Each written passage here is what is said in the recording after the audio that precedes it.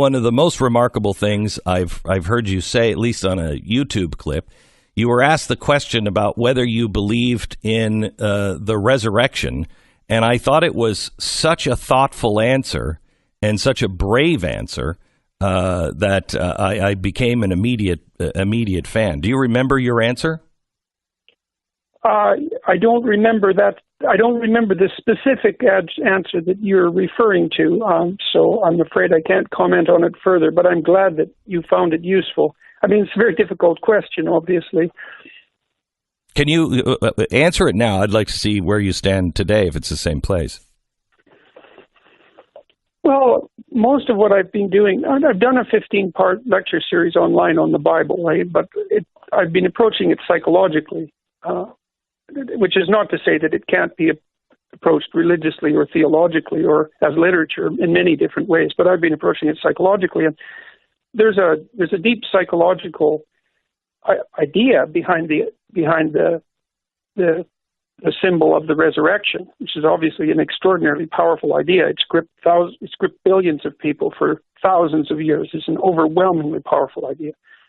And the psychological idea is that in order for human beings to be redeemed, in order for our psyches to be renewed, we have to be willing to let that part of us that's unworthy die so that a better part can come to life. And you experience this every time you encounter a serious setback in life. You know, if you're betrayed by someone or if you make a catastrophic error, you have to go through your past life with a fine-tooth comb and your assumptions and your axioms, and you have to find out which ones have served you badly and which need to be cast into the fire, so to speak. And that's very, very painful. It's something that's very hard for people to do because the part of you that's made a mistake is alive and it doesn't want to be destroyed and revivified. But it's something that you need to continually engage in as you move through life in order to stay on top of the ever-changing environment. It's like, a forest has to be renewed by fire, and the fire strips out the old growth and the dead wood, but it lets new things come to life. And at minimum, from a psychological perspective, the idea of the resurrection portrays that fundamental reality.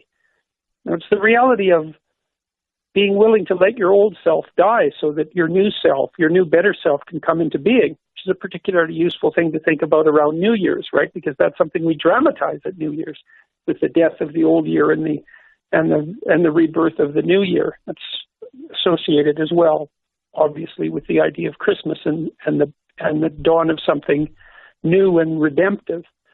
So I don't know if that was the same answer. It wasn't. That was a good one.